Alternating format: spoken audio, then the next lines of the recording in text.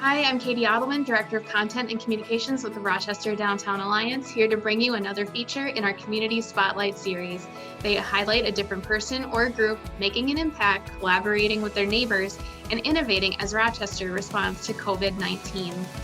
Overall, these features are meant to offer uplifting messages about the positive things happening in our downtown Rochester community. Let's take a look at the latest Community Spotlight feature.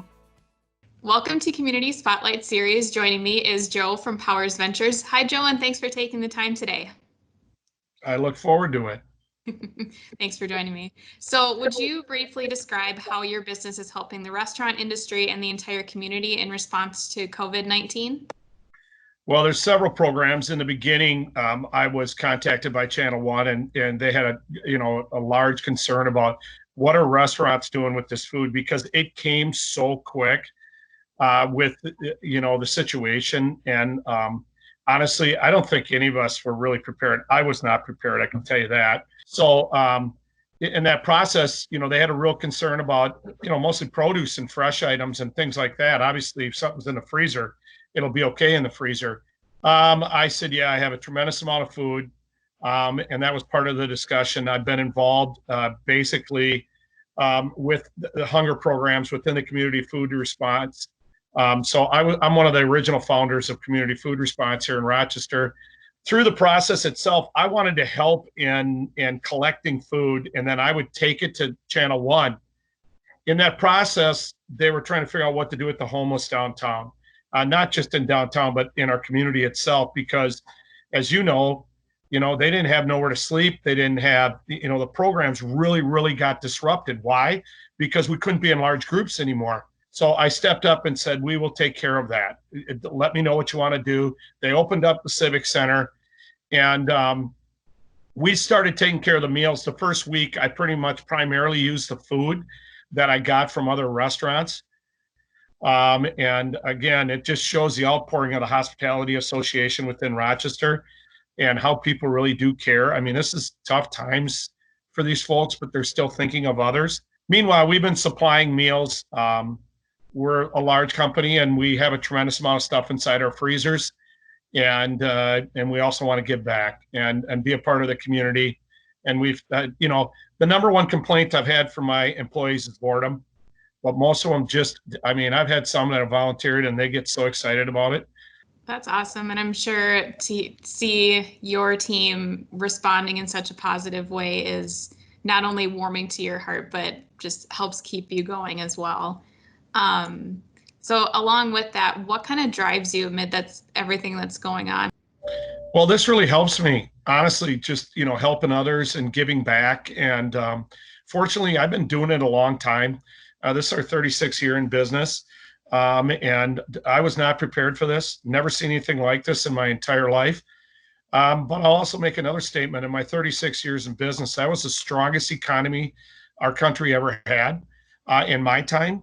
So I'm really happy about that. A lot of us, the growth in the hospitality grew tremendously. So we're going to make it through it. Kind of along that line, looking forward to that day when we can get back to normal. What's one positive thought that you'd like to share with people during this time that we're in right now? Well, I do think it really gave you an opportunity to really understand what you should be really focusing on in life. And at least that's done it for me. Family, faith, these types of things. I mean, it is just really, it's kind of an amazing thing in that way. I don't like to think of all the negative things. I would say the only thing that beats me up is the fact that I wish we could find a cure. And I know we will, because honestly, we live in an incredible country, and our community will probably be one of the first to find the cure. Because Mayo's just incredible how good they are. But for me, there's a lot of things you kind of take going to the store for granted, and I haven't been able to go to church. I haven't been able to see my grandkids. There's a lot of that type of thing going on, and so you miss it on all these things that's been taken away. And so I'm really readjusting my life. And I think a lot of people are going to readjust their life on what is important than just, work every day. I've received some emails from different friends and even my employees, and the amount of hobbies that have been taken up is amazing. And things that they always wanted to do, whether it be classes online or even, creating a new hobby and doing new things. I think that is so cool.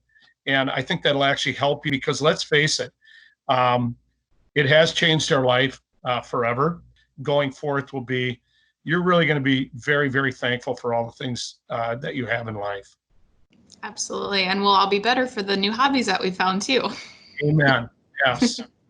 All right. So if a restaurant or anybody with extra food wants to help out with Channel One and what you're doing, how can they get in touch with you?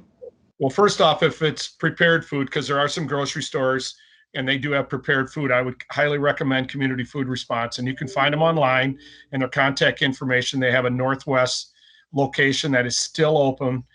They're doing Monday, Wednesday, Friday, 200 meals every single time they're handing out. Otherwise, yeah, see if you can volunteer at Channel One. I know they're getting a lot of volunteers, but there might be more room for it. Obviously, their challenges are bigger than they've ever had.